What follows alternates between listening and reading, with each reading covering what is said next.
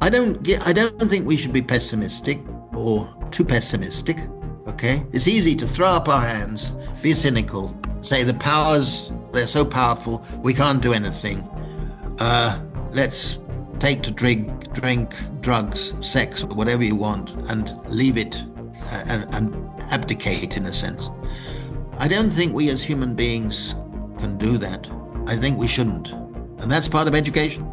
Yeah. Education is about saying, don't put up with things that you don't believe are proper or right and morally correct. Fight for the underprivileged. Fight for those who you would like to have the same security, the same life as you would like for you and your children and your grandchildren, whatever, your loved ones. And I think we've got to do that because we shouldn't give up.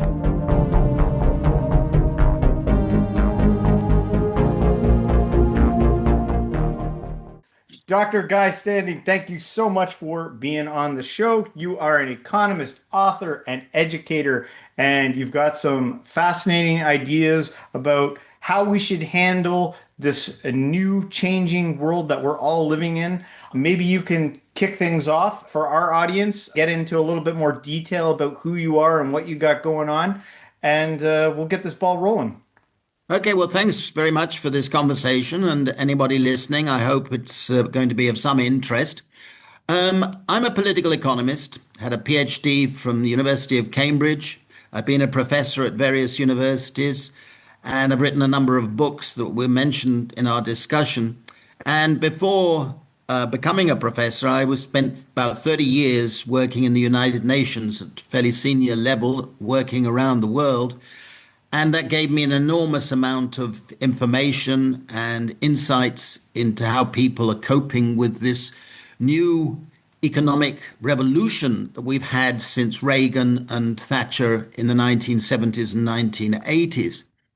And that revolution has created a profound set of developments, much more inequality than we had before, much more economic insecurity than we had in the post-war period, the post-1945 war period, and a growth of a new class structure.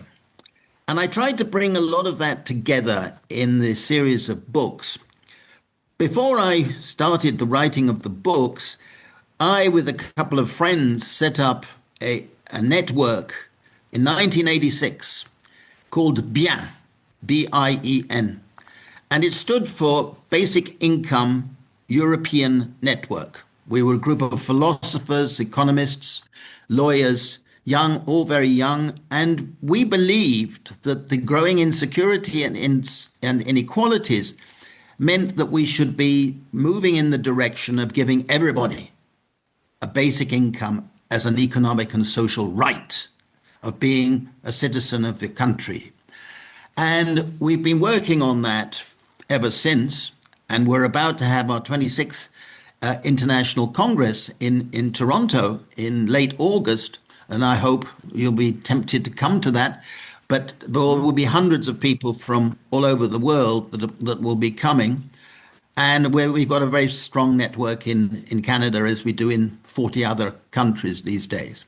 But in 2011, I wrote a book trying to bring together my sort of economic work that was not being read by the ordinary Joe and Jane in outside economics, to write a book called The Precariat, The New Dangerous Class. And I wanted to write it so that it was accessible to lay people, non-economists, if you like. And I wrote it in saying, look, this new class of people, millions and millions of people in every part of the world, who are experiencing a life of multiple forms of insecurity, unstable labor, low money wages, no benefits, no assured rights, and feeling like beggars in many respects. And I said this is dangerous because if their needs and aspirations are not addressed by the politicians, then part of them will be voting for a political monster. That was on page 1, 2011.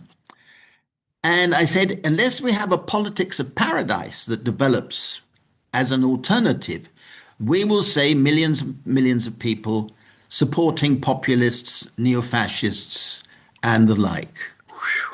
And very extraordinarily, the book took off, and millions of people apparently, according to Google, have read the book, and it's been translated into 25 languages. And I've been asked to give well over 1,000 presentations in 50 plus countries. That doesn't happen to an economist, I assure you. I mean, it's really changed my life. I mean, it's very peculiar. And I've listened, and every single day I get emails and communications and requests to do more presentations. I'm giving 12 next week. Bizarre, really bizarre, right? I feel like it'll stop tomorrow morning, you know? I keep telling my wife it'll stop tomorrow morning. And she says, no, it won't. And so far it hasn't, but it could. And then it might interest your viewers that in early 2016, I received an email inviting me to go and address the Bilderberg Group. Whoa. Now, I thought it was a lefty friend of mine pulling my leg and teasing me, you see, because the Bilderberg Group is the right-wing elite group set up after the Second World War with all the elite of the West. They wanted to know their enemy. Members. They wanted to get a good eye on their enemy. That's basically. Anyhow, I didn't answer. I thought, well, this must be a joke, inviting me to do that. And then just a couple of days later, when I was in the kitchen, I got a telephone call saying, you haven't responded to our invitation. And he explained that he was the secretary of the Bilderberg Group.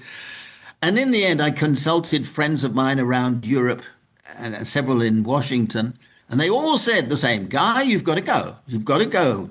Yeah. Tell them your views. So I ended up going in VIP to Bremen and Dresden, and it was in a sort of huge castle, and there were about 100 people there. Of course, it was a castle. And imagine they asked me to give a 40-minute presentation on the Precariat. Imagine how I felt. In the front row, looking at me with a pencil, take notes as I was speaking, was Henry Kissinger. That's like Moses going to see Pharaoh or whatever, right? No, wait.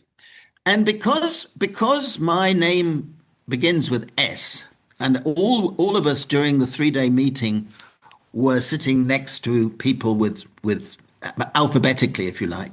The man who sat next to me on a two-person table that time was Peter Thiel.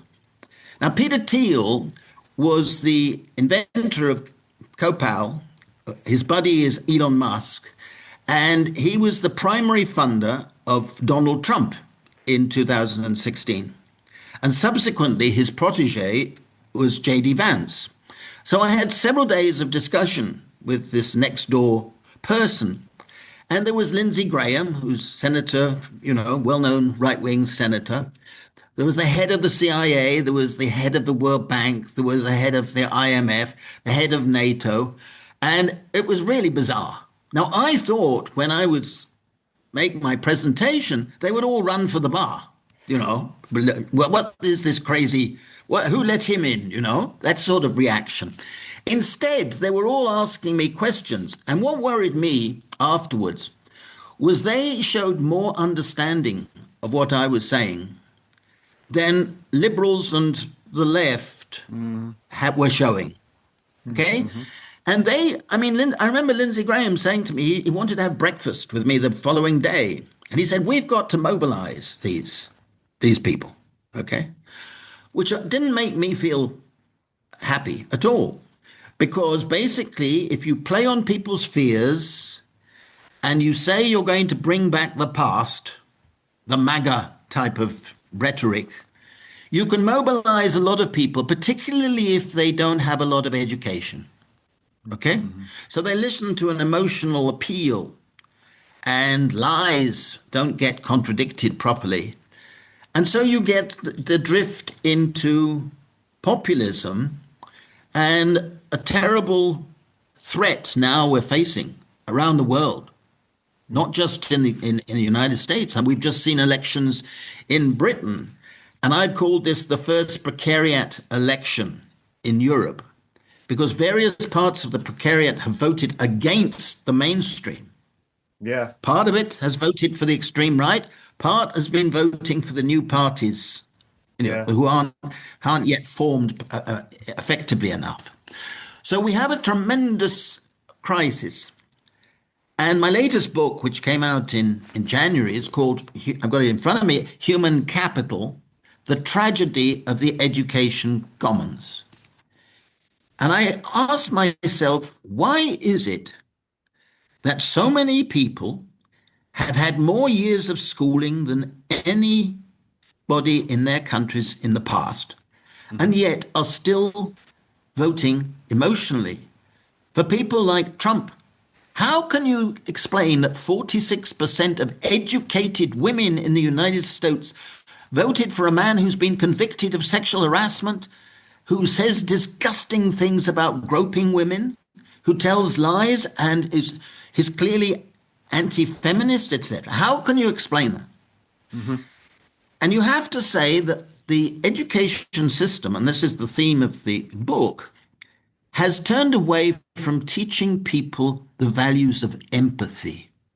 Mhm. This empathy is the base of spirituality, if you like. It's not just a religious thing. Spirituality is about empathy, compassion, the ability to put ourselves in the shoes of the other, Mhm. and may not agree with them, but at least to understand them Really, the or opposite to of that is try to what understand. the opposite of that is what's been being taught it's overused Absolutely. to death, but the term late stage capitalism, you know what I mean? It's like for you, you saw the writing on the wall, and some people see the writing on the wall, but it's actually understandable. This sort of this like really burning out the karma version of selfishness that the modern world has been doing. Like it's no wonder, you know what I mean? At the end of the day, it's like the grease for the wheels of our system is really at the end of the day like a ideology of selfishness at the end of the day, like as opposed to That's right. empathy. It's narcissism. It's Yeah. narcissism. It's basically self-interest. Yeah. And the notion of human capital, which is used by mainstream economists, which I hate the term, I'm mocking the term in my book, What term? is basically saying to people, you need more schooling, more education to be more competitive than everybody else Yeah. and beat them. Yeah. Yeah. And Yeah. this is Yeah. a horrible basis for society. Yeah. I mean, whereas traditionally, if you go back to the ancient Greeks and their idea of education, which is the pursuit of truth, the sharing of empathy, the sharing of knowledge, and a dialogical approach where you explore through discussion and debate about learning what is closer to the truth, and learning how to be moral. Okay? The essence of real education is to teach us to be moral, to be good people. All right? Wouldn't sorry to Now, interject, that, of but I course, has feel like all it. been pushed out. Can I add something here? I feel like in the addition to Sure, sure. in addition to teaching people the value of empathy and in a moment I want you to ground it in a way so that like people that are naturally right wing leaning or people that are naturally sort of what's the opposite of Democrat? Left. Right, left, right wing leaning, so that they don't just hear like hippie talk. I want to ground it in a sec. But I feel like in conjunction with the empathy teaching, I feel like there should be a teaching about the opposite qualities and like how to spot, because it seems like it's a natural thing for people to have some degree of empathy and compassion for each other.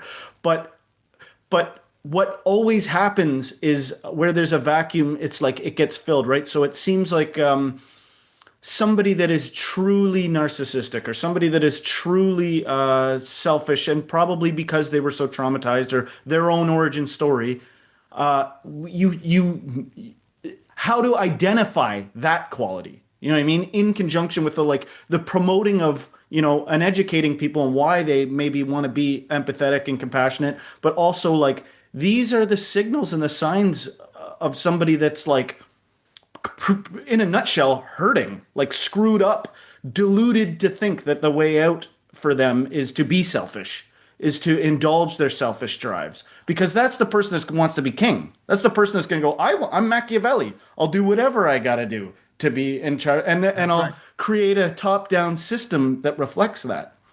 So how do we say all this? And I hope that point made sense with what you're saying, but how do we ground this in a way that's going to the same approach that Very was cleverly used, to captivate people into falling for selfishness? How do we captivate people to actually hear what's being said and not sound like a bunch of hippies, idealists, or whatever? No, I mean, if you go back through history, you can very quickly realize that good education throughout history has been about, as I say, morality, empathy, and sharing of knowledge. Okay. And what I think has been happening is that more and more people are not discussing with each other openly in a democratic way, exploring different points of view. We're in a sort of silo society where off on the far right they've got their foghorns for themselves, and off on another version they've got their foghorns, if you want to say that. And we're not having a real society of open dialogue. I think that's one of the things. Another thing is that we're not teaching our children the values of empathy. One of the extraordinary statistics, which I mention in chapter one, which I call the horror in this book on education, is in the last 40 years, in numerous countries, but led by the United States, but elsewhere as well, there's been a huge reduction in play, in unstructured play by children.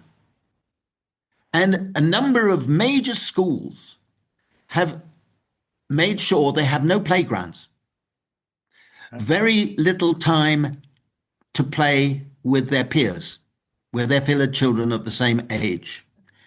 And of course, that's being accentuated with the iPhone and AI coming in through, where it's isolating.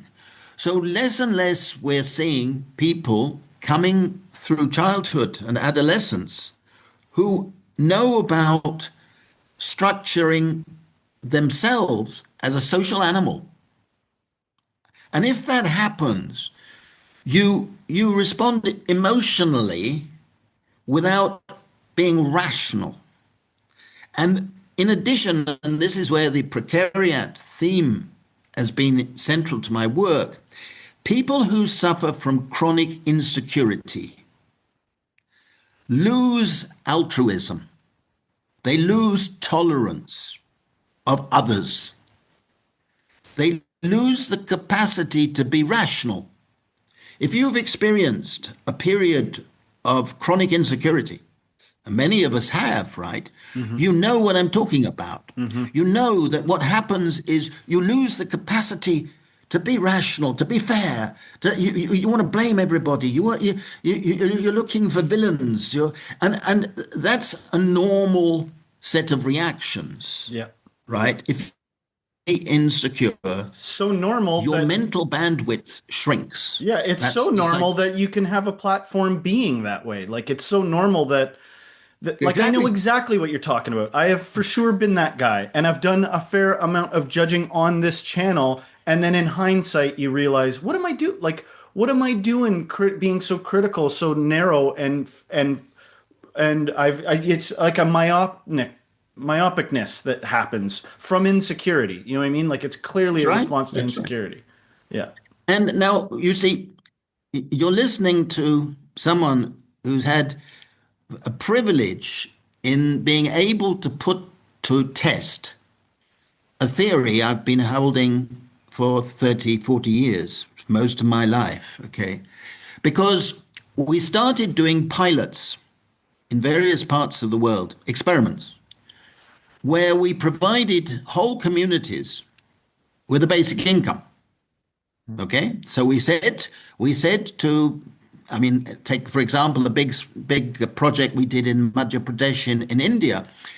We in 9 villages, we every single person, man, woman, and child, were given a modest basic income each month, and what that meant was they were given the money, and they were told they can do what they like with it, no conditions. It's up to you to do what you like with it. It's yours. Okay. And we compared what happened with them with other villages, similar villages, where nobody was provided with the basic income. And one of the wonderful things about those experiments, and we've done them in Africa, in some parts of Europe, now in the United States, in one in Canada, Manitoba was done, and we've done them around the world.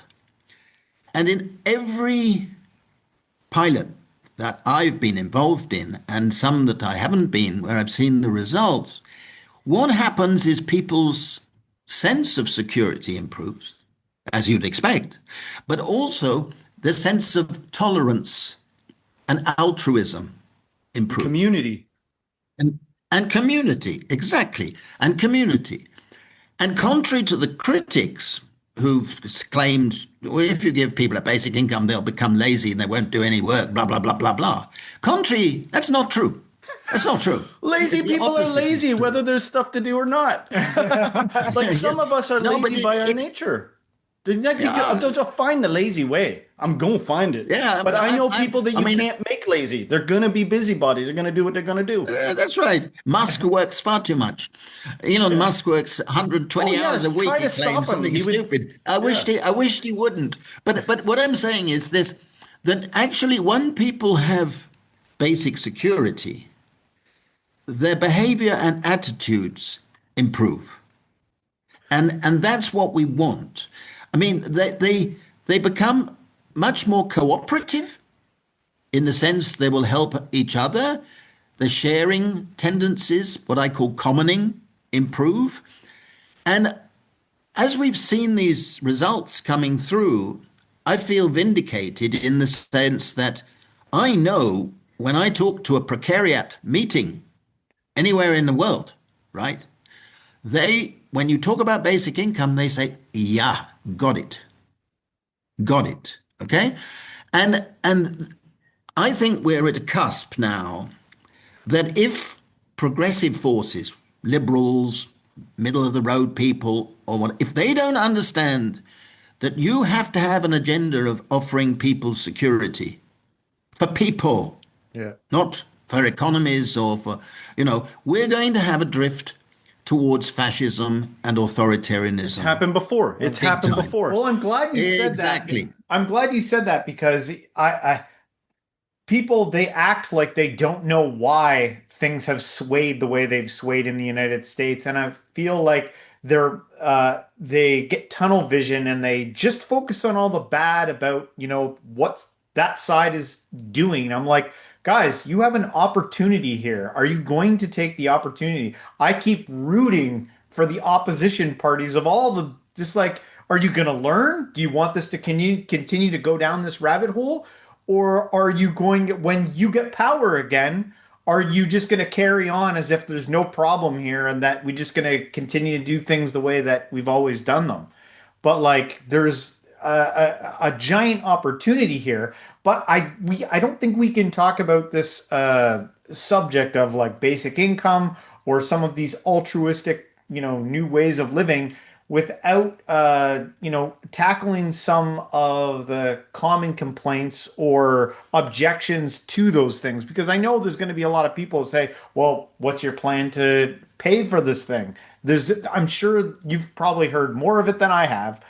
Maybe we could address some of those problems to yeah, not have such a scary thing maybe. Hold the answer to that in your head because I want to reiterate Okay, yeah, something here.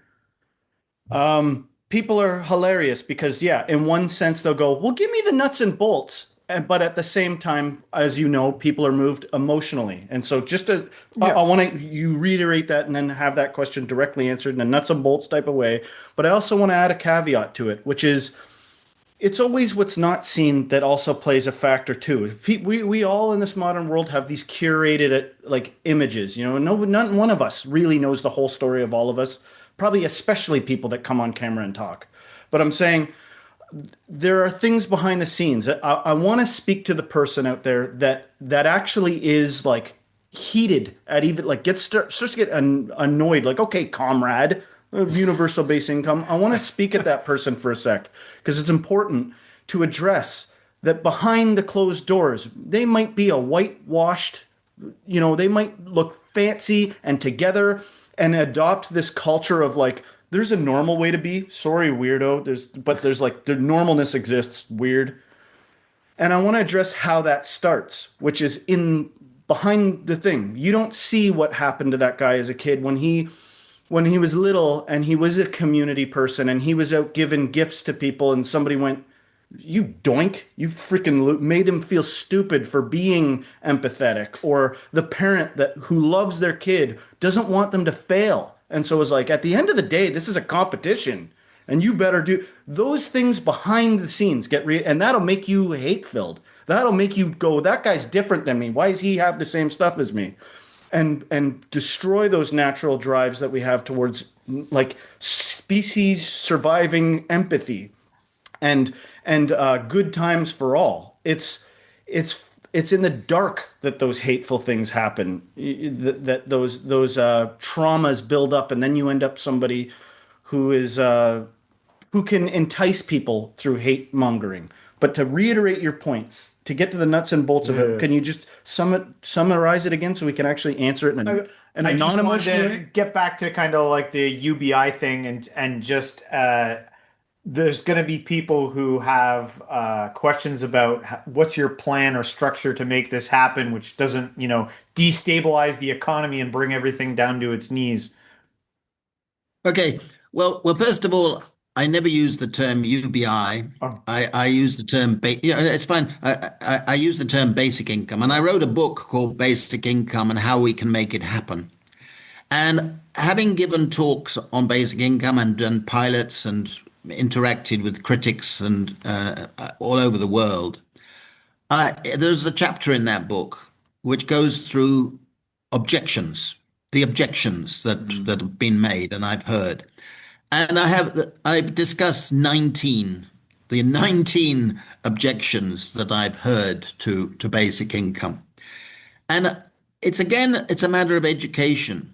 That's so important that we have open debates rather than silos where you only listen to people who agree with you from the start, and therefore you have a reinforced prejudice one way or the other. You've got to understand the different points of view. And I there's one lovely story which I'll tell you. But before I come to that, I mean, my argument for basic income is philosophical. It's a matter of justice, first of all. It's a matter of justice. If you're religious, you can say God gave us all unequal talents, unequal abilities, and in a sense, a basic income would be a compensation for those who don't have the ability to be super competitive and earn more money than somebody else. But you can also take a common justice point of view by saying that the earth and all the minerals and the sea and all the social institutions that we inherit are part of public wealth, public commonwealth. And if you allow the inheritance of private wealth, which every country does, and the people inheriting that haven't done a single thing to deserve it, they just got born the right way, okay, then we should have a Yeah. system of inherited public wealth and a share in that wealth. And those who take and make profit from taking from our commons, our land, our minerals, our resources in the sea, deserve to compensate those who haven't done so. So you can talk like that. Then the second reason is it enhances freedom. Most importantly, in terms of ordinary people, it enhances the freedom to say no and the freedom to make choices. And that's why several right-wing economists, with whom I would not otherwise have shared platforms, have come round to say, yes, we need it because that would help a functioning economic system, because then people can be rational. But I'd tell you a couple of stories which I've often told, and I think they're important. When we were doing a pilot in southern Africa, in Namibia actually, at the end of several years, I went down to one of the villages and I called some young women across and I said, what's been the best thing for you? They were teenagers. The best thing for you having had this basic income. And they giggled and they didn't, white foreigner asking these questions. And then one of them had the courage and she said, well, I'll tell you the best thing. Before we had our basic income, when the men came down from the fields at the end of the month with their wages in their pockets, we had to say yes. Now we have our basic income, we can say no. That's freedom. That's freedom. And to me, freedom is important because, in addition, if you are spiritual, you must realize that the freedom to be moral is a vital freedom. But you can only be moral if you have security. Because otherwise you have to do whatever you have to do to survive. 100%. You have to abide. But so wait. So I've been explaining these principles and how security improves mental health and the rest of it.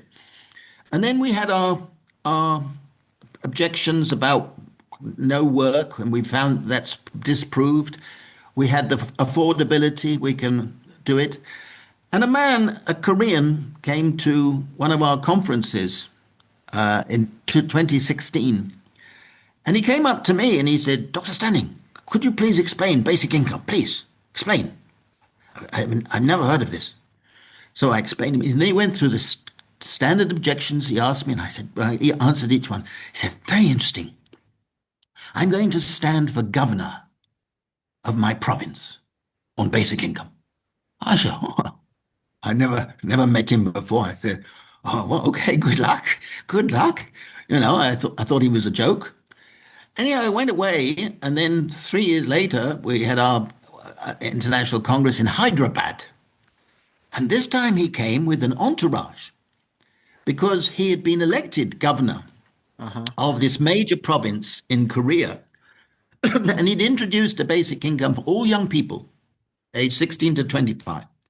And it led to an increase in work, reduction in ill health and so on. And he said,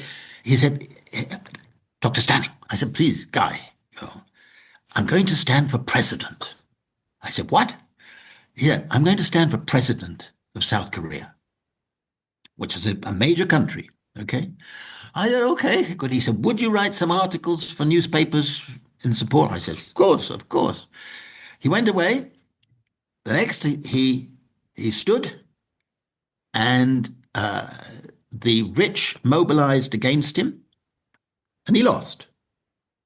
And he came to our next Congress, and he came to the front, and he stood on the rostrum, and he said, it was very erect stance, he said, I failed. So I put my hand up, I went up to the rostrum, and I said, Mr. Lee, you didn't fail. You got 49.5% of the vote. Most politicians would give their left arm to get 49.5% of the national vote in your favor. Okay? So he told me afterwards he was going to stand again. And then a right winger stabbed him in the throat. And we thought he was going to die, but he didn't. Sorry, not of course. He didn't. It's horrible. He stood. And excuse me if I get emotional, last summer, he became president of the Republic of Korea. Thank God. On the platform, he will introduce a basic income. And he's doing it. Okay? He's very, very popular, except with certain Trump supporters, but he is doing it in different ways in different places.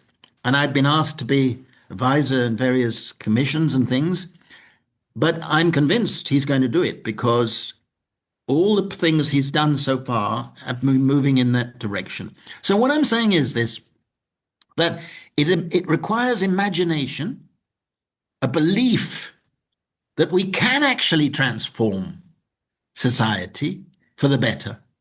We can make people's lives much more secure and more dignified if we believe that we can do it. And to me, he is the embodiment of the reality that the only thing stopping us doing these great things is a lack of courage. He's the president of what again? The Republic of Korea. Republic of Korea, which is one of the fastest growing countries in the world. It has more robots operating in factories than the United States. It produces far more manufacturing goods than the United States. It's a super modern economy at the moment, growing partly because of his policies, and it's technologically leaping. I'm doing 5 interviews for Korean television next week, and giving 5 lectures, and I'm worrying about losing my voice, as you can imagine. But Korea to me is a country of enormous potential, and I've always argued that once a few countries move in the direction, we will see a whole lot more doing so. It's affordable. It's amazing that happened. I love that the story ended on a good note. I thought when he got stabbed in the neck, I was like, go figure. You know what I mean?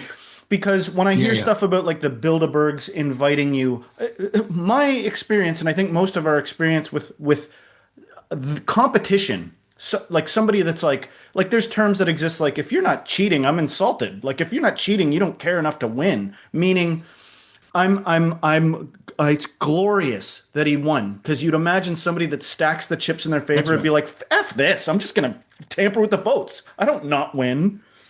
Obviously, I've got my own trauma regarding these things, but I want to stick on a point that he succeeded and they got UBI and it's working, or whatever you want to call it. So I wanted to say a couple of things. I know you've got a question, but I just wanted to address, I know in your book you go at beat by beat and you actually tackle everything, but I can't help myself.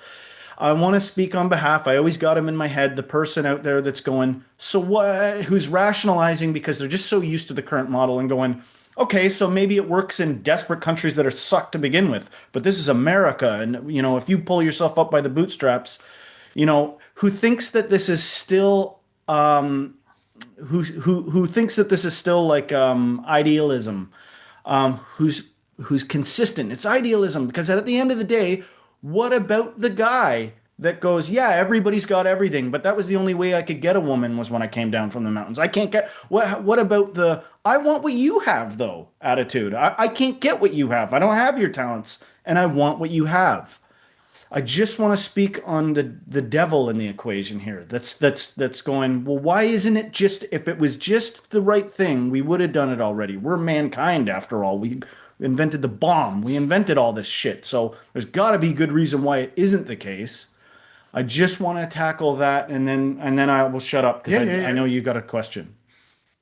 So to reiterate the point, so that you can track it, it's just why is it if we've got a good example right there, and I've heard other examples where they've introduced it temporarily.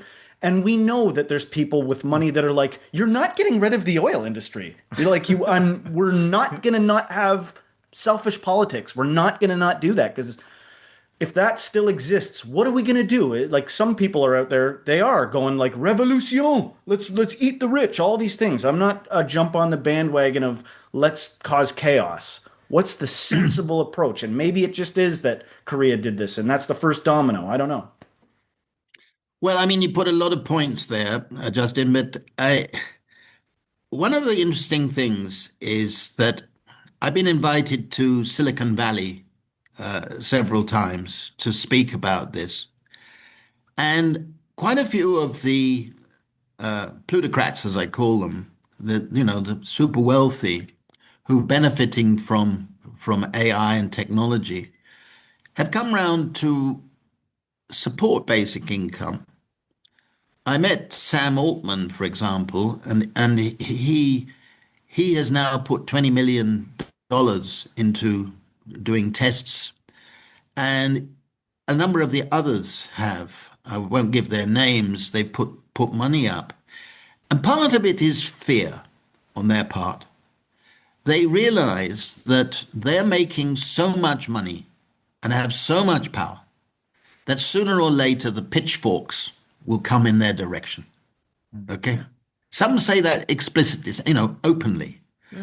So they fear the sans-culottes, the like the French Revolution, coming for them. Well, what did they do? They were the nerds in high school that couldn't even get a girl, made a bunch of money, and people started throwing themselves out. What are they supposed to do? Unfortunately, with their money, they get rather a lot of girls. As Elon And Musk, it's horrible and it's disgusting, but it's a reality. Yeah, but that's right. But I'm not defending them. In fact, I wrote a book called "The Corruption of Capitalism," which is James mentioned briefly at the beginning about rentier capitalism. I've been arguing as an economist that our economic system is the most unfree market economy that's ever been constructed. Okay? And there's been an architecture built of institutions which have enabled the owners of property, physical property, financial property, and intellectual property, to gain more and more and more of the income, leaving those who are relying on labor, particularly the precariat, gaining less and less and less of the pie. Okay? Now, at a certain point in that process, you get what we've got in the United States, which I call a plutarchy, where you have basically rule by the super wealthy in the interests of the super wealthy. Okay? I noticed Donald Trump took 17 billionaires with him on his plane to China this past week. Okay, for his presidential meeting with and this is more and more the case. Now, the way we're going with rentier capitalism, we're going to have more and more forever wars as geopolitical tensions exist between the regions. The United States is a declining rentier state. It's a declining power. Okay, and as President Xi last week, in a brilliant remark, which I dare say Trump didn't understand, but in his welcoming address, he said, we must avoid the Thucydides trap. And that trap was written about the Peloponnese War in ancient Greece, where the declining power, because it's declining, tries to invade and defeat the rising power. The rising power, obviously, today is China. Okay. Now, rentier capitalism will generate more and more wars and what I call neo-mercantilist responses, where the powerful countries, relative to others, will either invade them or capture their leaders, or as in Venezuela, which is totally illegal. Totally illegal. I don't care how much you dislike the president of Venezuela, but you have no right to go and capture a leader of another country. No right at all. Yeah. Okay? Latest one is they're going to do that with Cuba. With Cuba. Then you've got Iran. Again, they have absolutely no right to be invading and bombing and killing and maiming millions of people in the end.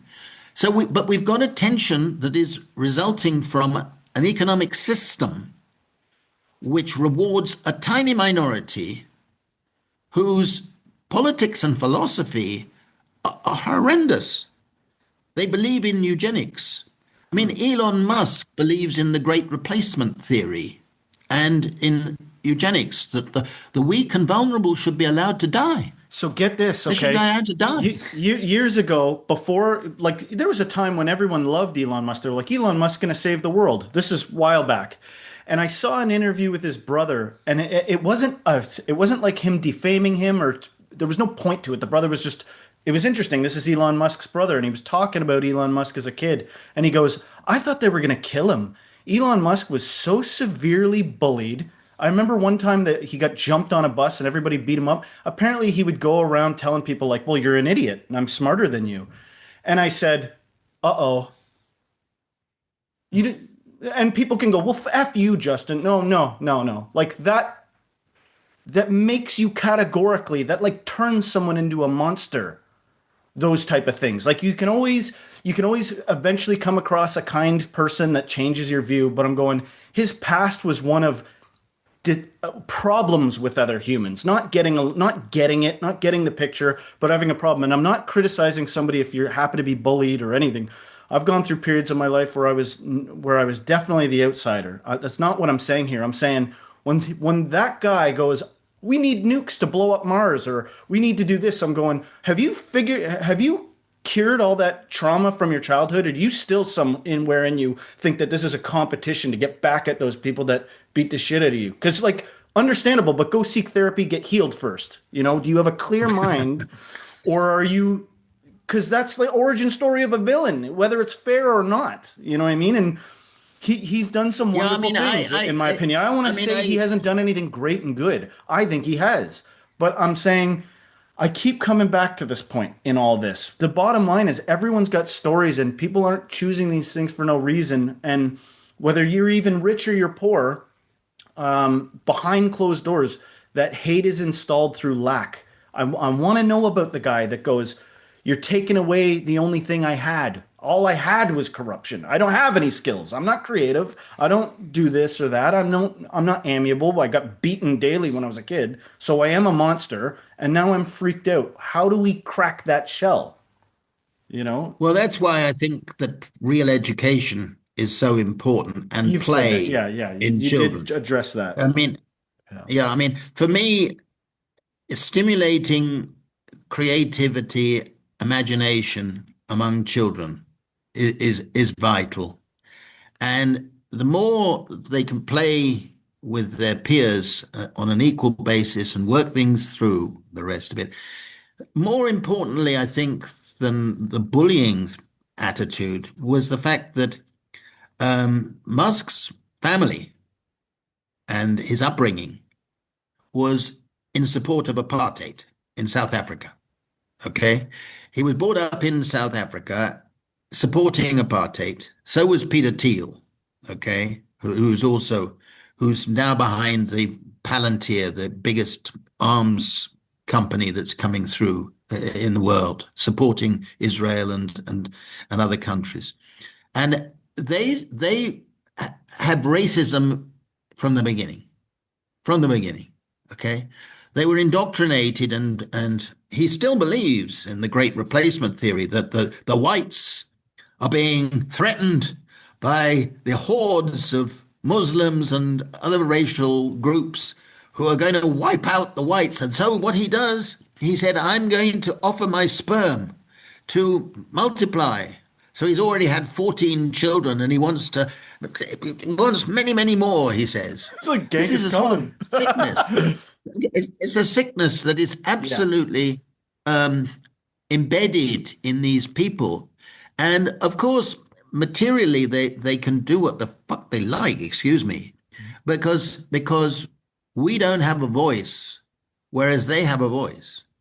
Until the Precariat mobilizes effectively, as it has done in Korea, as that's one of the reasons why he won that presidency. I mean, he has the support.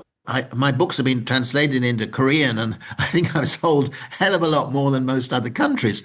And they understand the Precariat, they understand the commons, they understand the things I was talking about earlier much more clearly than I do. I mean, it's something that is in their history. In their history, going back to BC 3334, when the country was formed.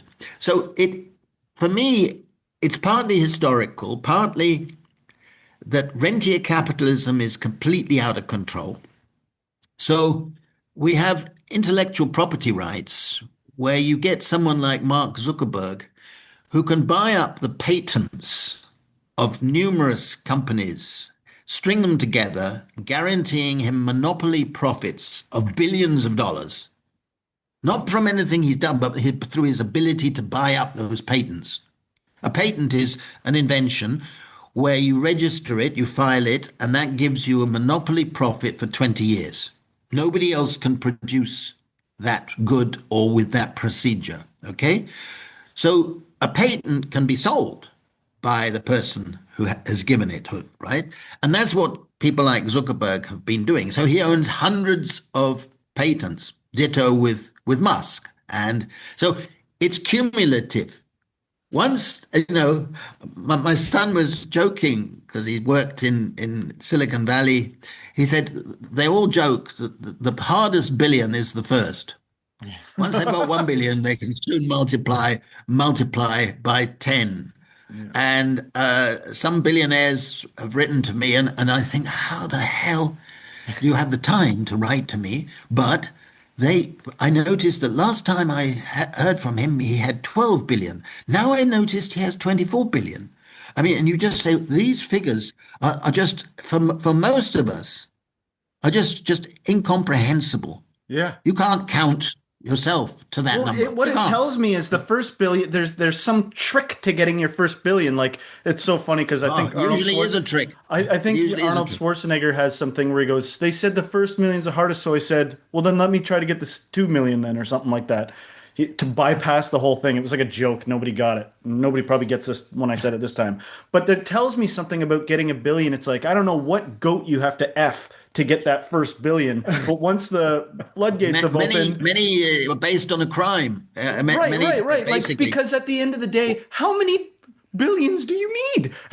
Exactly. So as a normal human that like loves and sees starving people and probably has an ocean of people like clawing at your cloak to help them, you probably give away billions and billions. Just give to people to make sure that no one's hungry or no one's blind if they can help it, or no one's got any kind of ailment, or nobody has to watch their family disappear in front of them. Oh, you're missing that entire part of you. Like, you think that's a myth. You think it's a grift that anyone's actually empathetic at all. I got to imagine that that's part of it. And so, like I said before, where there is some guy that goes, I don't like this narrative. I don't like this wishy-washy, non-competitive narrative. Let's get one where competition's a thing. I'm going to do that little trick. Me and my other demonic cabal are going to do that thing where we figure out how to cheat everyone. But let's keep it a competition. Capitalism.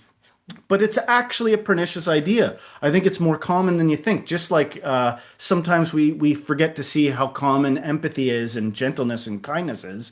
We also forget to see sometimes how bad it is, how common it is that there are people at the end of the day that go, in me, there is one segment of myself that wants more than you, like wants that distinction to exist, that I actually got more than you. And like you already said, we got to educate.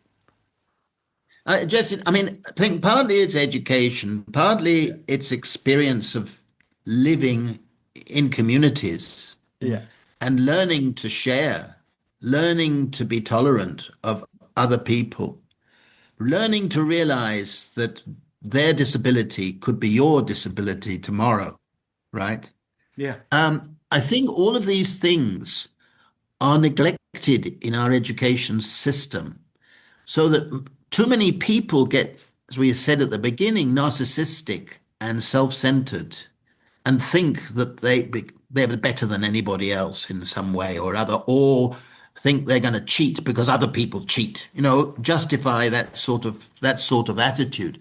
Yeah, I think we have to realize that unless we recreate a sense of agency, as the sociologists say, a sense of having a voice, and a sense of saying we need to protect not only the freedom to speak, freedom of speech, but the freedom to be heard, equal freedom of everybody to be heard.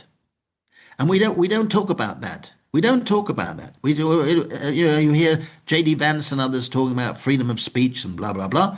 But it's all very well for the powerful to say that. Yeah. because they get the air, they can Yeah. invent anything they like, they can spread lies and the rest of it. But we need to realize that a healthy society is one in where everybody has the freedom to be heard as well. Yeah, Okay, absolutely. and and I think teaching that in children, we won't cure every sociopath. Of course not. There'll always be sociopaths because of some experience or because of some gene or whatever it is. I'm prepared to accept that. Maybe it's true or maybe it's not. But the point is that your education system and your sense of community will stop many people moving in that direction. Mm. Okay? And I think that those of us who have an ethical point of view, we know we make errors. We know we've been selfish at various times. This is normal way of living. If you've got any intelligence, you recognize you made a lot of mistakes and you've been selfish or whatever. You failed by many people's standards, but you must appreciate that these are things worth preserving, developing, sharing, and we have a responsibility as human beings to try as much as we can to enable the young in particular to have access to empathy forming education. I think it's terrible that now in many schools in the United States and some in Britain and some other countries, they're removing the teaching of history of the past, often the imperial past. They don't teach about the period of slavery or empire and the fact that countries like Britain and to a certain extent Canada and definitely the United States is only very, very wealthy because they've exploited millions and millions of people cruelly, killing many on the way. If we really are educated, we should know that truth. We Maybe they should know don't want to that truth. inspire people. Maybe they've been leaving it Uh, out because an adverse reaction to that is go, well, this is how we've been doing it. And apparently that's the only way to make something great is through that. Like, I'm just saying maybe that because I'm curious too. Like, why would the hell would you remove it? History was one of my favorite, one of the only classes I could tolerate in school. But why would you remove it other than maybe, academia can be left leaning. Maybe they don't want to accidentally inspire future uh, people that are horrible. You've got something you want to say. You've got your finger hold. Yeah, yeah, yeah. No, sorry to just kind of like coming off of what you're talking about. I want to talk a little bit about structure and systems, and I want to paint a little bit of a picture about what kind of goes on in my imagination. And you can correct me where you think I'm wrong, and maybe agree with me or point out some of the things that you think I might have right. But to me, when I look at the world, and I feel like other people feel this way, is that we kind of see political groups, the people that run the countries, as kind of like the minion class that holds together for the people that none of us know about for giant like companies, kind of like our systems are more of a corpocracy where big business, the super billionaire class, they are the true rulers of what is going on in this world. And it doesn't matter what party you vote for. One's going to maybe, cater to a certain crowd a little bit more than another. But really, at the end of the day, our world is run by corporations that put these people in front, and they keep everything running the way that serves the billionaire class essentially the That best. nobody ever even sees. Yeah, that we don't even really know about. And that's on purpose. And so I don't know, I'd like to hear your stance on that. well, we are living at a time when I think the term that's best is thin democracy.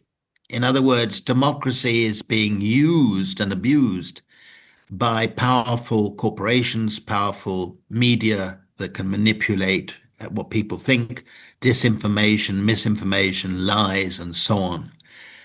And again, I come back to the saying, if people are badly educated, miseducated, not properly educated, they will be more inclined to listen to those lies and believe them.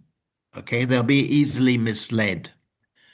So one of the only things we can say as a way of countering that that drift is to fight for a better education system. That's the theme of this book in the end, The theme of okay, this which is podcast. increasingly dominant. It's increasingly dominated by finance, by private equity, which is buying up schools, colleges, universities, courses, and training institutions, turning them into profit zones and misteaching children and adults. I mean, that is a major factor in it. Second, I think, is we have to develop new movements for combating those powers. Mm. I don't think we should be pessimistic or too pessimistic. Okay, it's easy to throw up our hands, be cynical, say the powers, they're so powerful we can't do anything. Let's take to drink, drugs, sex, or whatever you want, and leave it and abdicate in a sense. I don't think we as human beings can do that. I think we shouldn't. And that's part of education. Yeah. Education is about saying, don't put up with the things that you don't believe are proper or right and morally correct. Fight for the underprivileged. Fight for those who you would like to have the same security, the same life as you would like for you and your children and your grandchildren, or whatever, your loved ones. And I think we've got to do that because we shouldn't give up. Yeah. That example in Korea is, in my view, a beautiful story Yeah. because that man did not give up. He did not give And up, and today you're he's not giving up president of his either. country of 45 million Yeah. people. I mean, and we've seen it elsewhere. And I go back to the other thing, which is on basic income. You're probably not aware that but there have been something like 100 experiments in the United States in the last few years. And we've got to the point where I think the accumulated evidence, if it was properly used in education material, okay, would enable many more people to say, hey, I'm going for that. I want to support that. And we're seeing it. We are seeing it. I mean, now over 60% of people in Spain, I get a lot of invitations in Spain, 60% of people support a basic income. Okay? 60%. The same in Poland. I was in Poland several weeks ago. We have an enormous number of young people in particular who are suddenly standing up and saying, we must organize, we must organize, we must organize. And I think that we're in it. There's a famous Gramsci statement from prison notebooks of 1930 when he said, the old is dying and the new is not ready yet to be born. And in between, we have stagnant, morbid symptoms. Okay, and that's where we are today. That's where we are today. The old Social Democrats that were fairly progressive in the post 1945 era, where they introduced many welfare things and there was strong voice for workers in trade unions and things. It had negatives, but it advanced a lot of things, health and so on. That's not a model that would work in the 21st century. I've argued that again and again with my friends, political friends on the left. We need a new politics of paradise, and I think it's coming. That's what's so exciting. It's messy. It's easy to feel pessimistic. It's easy to feel the power of the plutocrats with their billions and billions and billions and their access to military and other forms of surveillance is too powerful.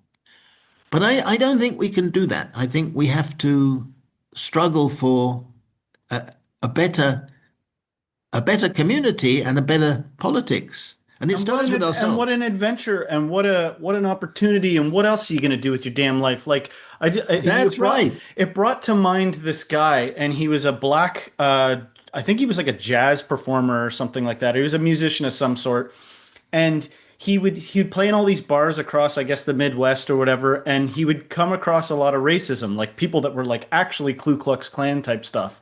And he started to see this weird thing where they would like appreciate his music, but they by their almost like religion of racism or hate, they'd be like, but at the end of the day, you're just a black guy. I don't need to listen to you. And this guy made it his business to to sit down and tolerate these guys one by one. And I wish I knew more about it. It's just it was such a moving thing that it lives rent free in my brain.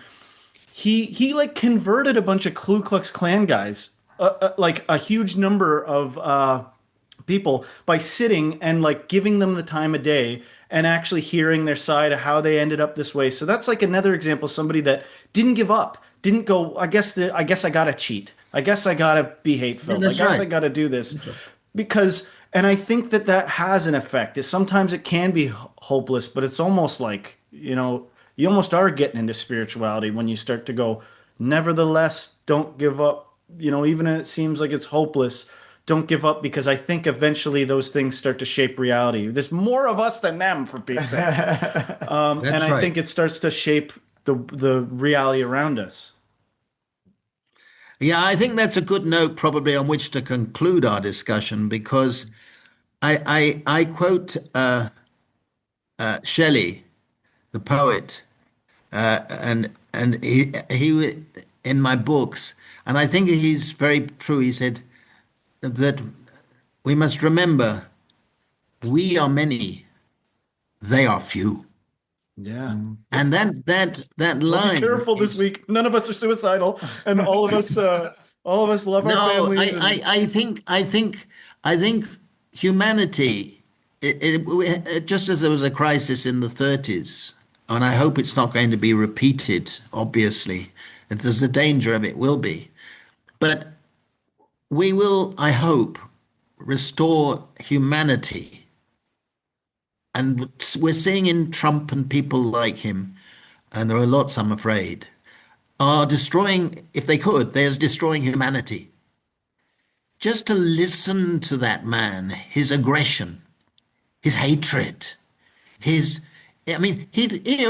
blandly threatens to wipe out a whole civilization. I'm going to be the first guy to destroy the 93 planet. million. If I can't live forever, nobody else is. I'll be the first guy to blow it all up. I mean, we should all want this man put away. At least not later. No. Anybody who's calling for genocide or supporting the genocide, it's insane. Sometimes we forget how insane that is. Yeah.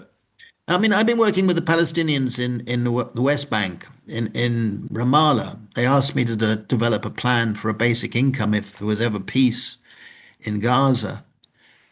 So I know the genocide that's been taking place for not the last 3 or 4 years, but the last 25 years, okay? Didn't start on October the 7th, as they like to say. It started well before that, when people were being killed in their thousands. But to see humanity treated that way, and our politicians not standing up and saying stop and making sure it does stop, that is a disgrace for our political leaders, a total disgrace, okay? And we need to shame them, and we need to have courage and stand up. And in my case, it's a matter of, if I go and give an address to a big university audience, I say, I wish I were in your place, not in my place, because you are at the stage of life when you can do a lot more than I can do, okay? And the excitement that I feel, the energy that I feel is coming out from the young. I'm talking about not just students, but activists and people who care about the nature, and who are standing up and realizing that we are part of nature, not apart from it. Right. Yeah. We have to be spiritual towards nature and realize that's why David Attenborough is most popular Britain. I mean, he's a national treasure because he's made it his life purpose of teaching people that we are part of nature and nature is beautiful. Okay. So I think we have a huge challenge. These people who are currently in power, many of them are genuinely evil. They genuinely do not care about others. They just care about themselves and their immediate entourage. And they're sick in many respects. Many That's respects. the way to look at it. Is But sickness. I think it's a sickness. I like the idea of, educating people on how to spot somebody that has no access to empathy. Like, it's one thing we're all selfish to some degree. Like, there's only other reality to eat here. We can't access something that's not going to, there's a lot of exploitation that we don't know how to get out of. But I would say, I think it would be important to educate people on how to spot somebody that is not operating, like how to spot somebody that, not that they're not operating out of empathy, but doesn't have access to that. Like, I'm sorry, but your approach here lacks a fundamental desire for the group to succeed. You know what I mean? Like, for everybody to kind of get as much as what they need, which is a whole bunch of things. I want to make one final point, which is that one of the worrying statistics that I put in chapter 1 of the book on education is that a recent survey in the United States found that 54% of adults between the age of 20 and 50, thereabouts, 54% had a reading ability of age 12 or under. Think what that means. Think what that means. A country that has more years of schooling on average than any other country in history, that spends a vast amount of money on its so-called education industry, and you have half the adult population not being able to read properly.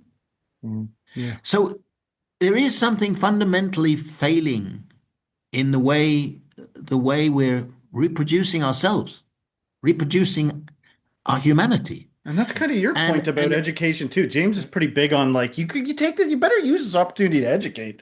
Yeah. But it is like, you got to imagine that somebody that's ruthless would be red taping certain forms of education. It's fine the way it is. What are you talking about? Trump said, "I love the poorly educated." Yeah. He said that. You remember that statement? Yeah. I love the poorly. Well, I know why you love the poorly educated, because you can fool them. If they're poorly educated. Yeah. Doesn't mean they're poorly intelligent, but if they're poorly educated, then their intelligence isn't allowed to develop. Holds up an upside down Bible and is like, we're going to bring the Lord's Prayer back. We don't need more math. We need more mystical thinking. Like, come That's on, right. not exactly. even mystical. On that note, gentlemen, I hope you've enjoyed this discussion as much as I have, and I hope it's been useful. It's been fun. I'm now going off to do something very non-spiritual, which is have a glass of wine. Go for it. Who says that's not spiritual? Yeah. I mean, unless you're an alcoholic, stay strong. But no, I'm not an alcoholic, but I like a glass of wine on a Saturday evening. Okay, it's because it's evening at my point. I love it. Okay, I love I hope it. that's all right. Thank you so much. This was fantastic.